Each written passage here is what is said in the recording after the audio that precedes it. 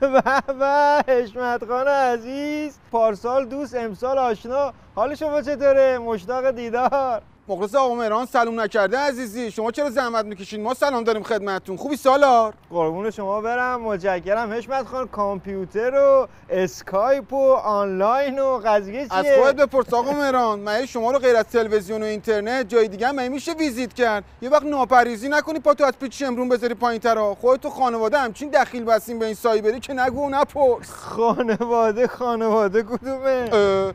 تلگرام و اینستاگرام و مهرانگرام و پیش خودمون باشه. ولی من یه زنگ زدم به این مخابرات که هر چند وقت یه بار این خط اینترنتتون رو قطع کنن که خلاصه یه آبی به سر صورتتون بزنین، یه لباسی بشورین، خلاصه یه یادی از فک و فامیلا و رفقا بکنین. اینجوری که نمیشه که. جب نده عزیز من هنوز 5 دقیقه هم نیست اینجا نشستم. من تو حیاط خونه نشستم. تو خودت خوبی؟ همه خوبن؟ چی شد یاد ما کردی؟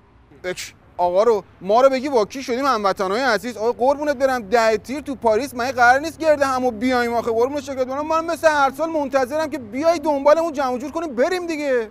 ای جانم حشمت خان، گرده همایی رو میگی؟ چقدر خوب یادته، واقعا دم شما گرم.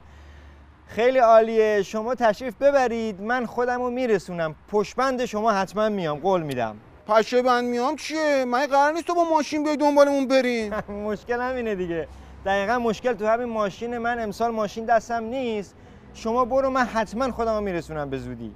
مگه حشمت مرده؟ داشاتول حشمت هست، میشینیم پشتش دو ملخه جلدی میرسیم جون. تو جدی میگی؟ بابا خیلی حال دادی، خیلی شرمنده کردی. خب اگه اینجوری باشه که عالیه، که همه مشکل تو همین ماشین بود.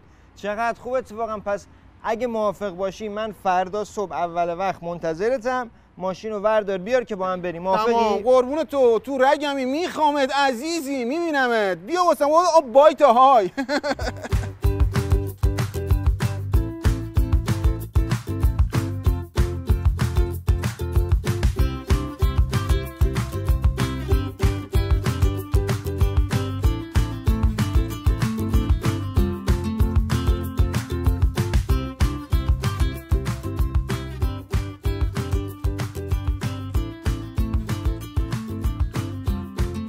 دست درد نکنه. چاکرتم. یه عجب رخشی داری زورو. اولا که رخش مال رستمه، دوما که اسمش از داشاتول. زنده باد، صفای وجود خودت و داشاتولت. بریم حشمت خان که نه واس ببینیم بابا کجا میری. بیا وایس همینجا قربون شکلت برم. خیلی عجله داری. 3 ساعت دیگه شروع میشه برنامه. نه میدونم. خب میدونم که این چیه.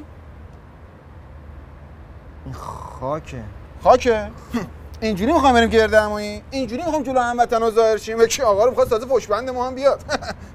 خب یعنی الان باید چیکار کنیم؟ اینا من باید بگم قربون شکلت برم. خب سری بپا 2 تا سطل شیلنگ، کفی آبی، تاید جارو، چیزی ورده بیار، یه کارواچش بکن، راه بیفتیم بریم آتیشش کنم دیگه. حشمت خان الان بعد من کارواش کنم؟ کی؟ بابا من لباس مراسم پوشیدم، من آماده شدم، بعد 3 ساعت دیگه شروع میشه برنامه. من الان بیام کارواش کنم؟ من واقعا نمیدونم. اون موقعی داشتم مرام و معرفت کارواشی تقسیم میکردن، شما تو کدوم صف وایساده بودی؟ تو صف کت شلوار که یه وقت تیل توتول نشه. چی آقا رو ما رو بگو ارداشی ملک و تلک از دم در خونمون مثل شاگرد شوفر ماشین آوردین دم در خونتون، ساکتو برداشتیم بلند کردیم نهادیم داخل ماشین. حالا شما یه سطل آبو از ما دریغ میکنی آخه؟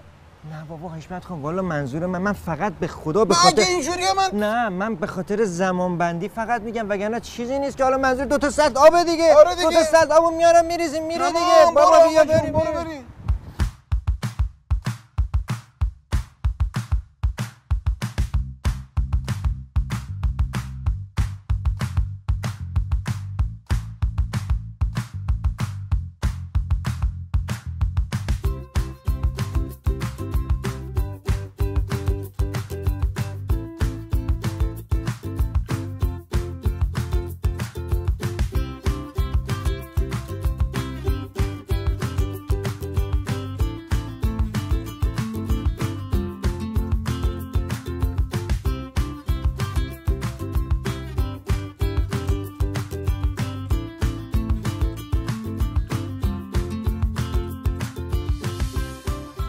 آقا مهران، اگه من بخوام شرایط سیاسی منطقه رو واسط به لحاظ فیزیوتراپی نقلی توضیح بدم، باز بگم که ما تو شرایط خفنی هستیم. نه جنگولک بازی‌های انتخابات، نه خلاصه شامورتی بازی‌های حوادث تهران، نه قدر با قطر، هیچ کدوم از اینا نتونست یه حال اسیدی به مقام عظما بده. خلاصه سپاه که دارن قل میدن تو لیست تحریما هم که دوره رو سرش داره آوار میشه. شرایط امنیتی کمد مادر ما بالا از شرایط امنیتی نظام خیلی بالاتره. با ما هنوز نتونستیم آجیلای عیدو از کمد مادرمون بکشیم بیرون. آره میدونی چه جوریه دیگه، فقط میخوام سکیوریتی رو داشته باشی. تو این شرایط خیلی مهمه که حشمت و بروج دور هم دیگه گرد شن و خلاصه یه حال اسیدی از این رژیم بابا 2 تا قطره آب بری قربون شکلت برم تو حلق بچه که نمیخوای آب بری 2 تا آب بری 2 تا سطل آب بری. خب حشمت خان جون خستمون کردن ما بالاخره این داشوتول شما خوب نونوار شد جدی خب آره خوب شد. نه بذار ببینم واسه ببینم نه خوبه ولی من دل به کار نمیدی جون تو. بابا به خدا اون موقع ها بابای ما کامیونشو میداد ما بشوریم ما انقدر میسابیدیمش میشد مینی ماینر جون تو. ولی خب خوبه نه خوبه تمیز شد. خوبه آره. آقا قربانت زود جمع کنیم بریم دیگه، به خدا دیر شد 3 ساعت داریم میریم. جون مهران نباشه جون عزیزت که اصلا دوستت دارم میخوام دنیاش نباشه منم میخوام بریم، از اولش هم میخواستم بریم ولی این نمیاد. کی نمیاد؟ داشاتول دیگه. بابا یعنی چی نمیاد؟ دیره عزیز من. ببین آقا مهران قربون شکلت برم تو دعوا هم که میخوای بری باید پاشنه کفشت ور بکشی قربون شکلت برم. این ماشین داره داد میزنه اگه منو میخوام ببرین تو اتوبان باس به این لاستیک منو عوض کنین وگرنه تو راه میذارتمون جون تو. خب من عوض کنم؟ من واقعا نمیدونم اون موقع که داشتم مرام و معرفت و آپاراتی رو تقسیم میکردن شما تو کدوم صف وایساده بودید؟ تو صف کفش که وقت گیگیلمون گوگول نشه. بابا داشت هلک و تلک از دم در خونه شما مثل شاگرد شوفرا ماشین رو برداشتیم آوردیم گذاشتیم دم در خونه شما. هیچی ساکت هم گذاشتیم اون تو 1 ساعت تمام واسه ایسا دادیم که با این ماشین ما تعبالا کنی. حالا شما یه تعویض لاستیک رو از ما دریغ میکنی قربون شکلت برم نشد که.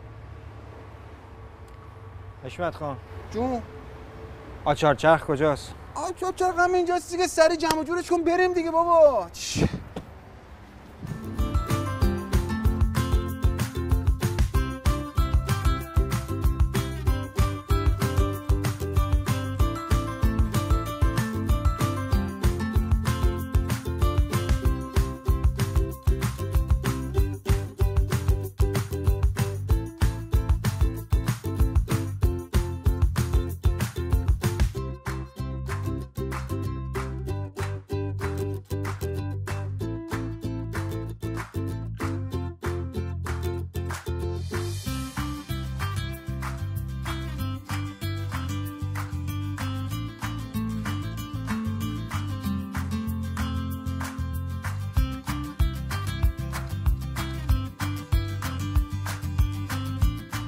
ببین آقا مهران البته خودت استادی تحلیلگر سیاسی بودی چه نمیدونم سناتور بودی سنتور میزدی سناتور هر چی که بوده من میدونی آدم روشنفکری هستی خلاصه عقلت شیرینه ولی خب یه چیزی تو دلم مونده بود میخواستم بهت بگم.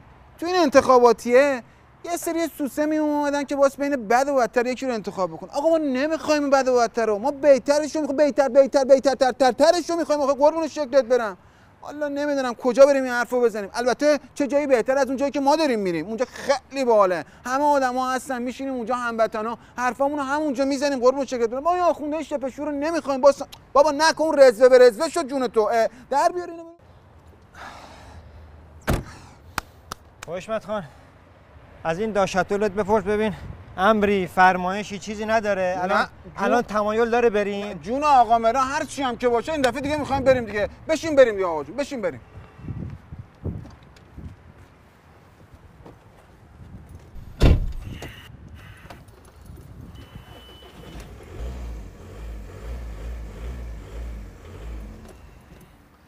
چرا خاموش کردی په؟ بد صدا میده لامصب، سینه‌اش خسخس میکنه. بابا مگه خروس سینش خسخس میکنه؟ موتور روشن کن بریم عزیز من دیر شد. آقا مهران احساس میکنم دیگه خیلی عصبانی هستی. الان بهترین موقعیه که یه خورده ماست بریزی توی فنجون قهوه با آب لیمو بخوری. اعصابتو درست نمیکنه ولی چنان دل دردی میگیری که دیگه اصلا همه مشکلاتتو فراموش میکنی. بابا ولمون کن برو روشن کن بریم. حکمت خان والا بلا شروع شد برنامه عجب. ببین مهران جان تو یه عطسه میکنی یه هفته تو خونه درازی قربون شکلت برم بعد میگم این روغنش شده این زغال. آخه انسانیتت کجا رفته؟ یعنی تو این روغن اینو نمیخوای عوض بکنی؟ من عوض کنم روغن اینو؟ کی عوض کنه آخه قربون شکلت برم؟ مرد حسابی من پیاده رفته بودم رسیده بودم مراسم گرفتیم ما رو. آقا مهران یه لحظه صبر کن ببینم. ببینم اون موقعی که داشتن معرفت تعویض روغنی‌ها رو تقسیم می‌کردن شما تو کدوم صف وایساده بودی؟ نکنه تو صف لباس وایساده بود که یه وقت گیگیلمون گوگل نشه. عزیز من اگه شما می‌خواستی ماشین تو برا کنی خب زنگ می‌زدی میگفتی یه آپاراتی کسی بیاد ما رو از صبح اینجا الاف نمی‌کردی. می‌خوام بریم مراسم ما. یکی ما رو بگو که مثل این شاگرد شوفر ماشین رو از دم خونمون الک و تلک آوردیم تا دم خونتون. ساکت هم که گذاشتیم تو 1 ساعت تمام تو رو با چرخ ماشین تنها گذاشتیم. بعد دادیم که ماشین اتول ما رو تو همینجوری بشورش. بعد تو یه تعویض روغن از ما دریغ می‌کنی. آخه قربون شکلت برم من اینجوری که نمیشه که آخه. حشمت خان روغن موتور کجاست؟ روغن موتور هم این پشت دیگه سریع بشم بزنیم گازشو بگیریم بریم دیگه بابا برو.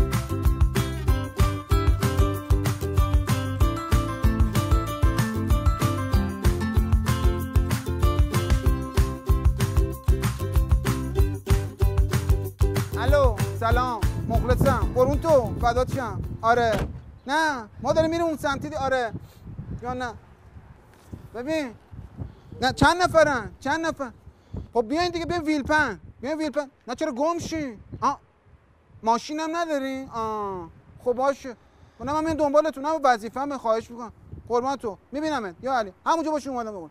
خب آقا حشمت خان جان روغنم عوض کردم الان بریم. الان والا من خیلی دلم میخواد بریم فقط نکتهش میدونی چیه؟ یکی از این بچه‌ها تماس گرفت گفت یه 5 تا از این بچه‌های دوستان دوران طفولتمون هست عزت و حکمت و نصرت اینا میخوان پاشن بیان اونجا 6 نفرم هستن فقط ماشینم ندارم میترسن گمم بشن واسه همین خاطر من گفتم که من میرم دنبالشون تو هم که دیگه خود گفتی که اگه پیاده بری خلاصه زودتر میرسی شما پیاده برو زودترم رسیدی اب نداره ما بچه‌ها میایم اونجا چی شد چرا اینجوری ولوش ببین فقط تو یاد نره ها موقع برگشتن هست دم در اونجا وایس من میام دنبال که با هم برگردیم خیلی خوشحال میشم ببینمت آره قربون تو دست در نکنه راستی خیلی ممنون مرسی فقط خود از این ماشین فاصله بگیم ما میخوایم رد شیم قربون تو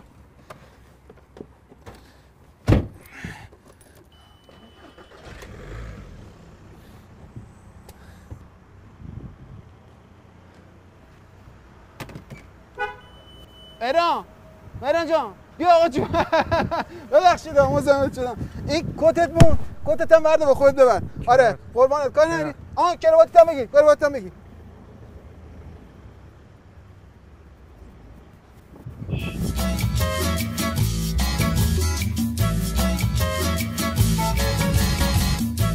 چی بود خوبی چی؟ یه همه حرف کارگردان رو گوش کنم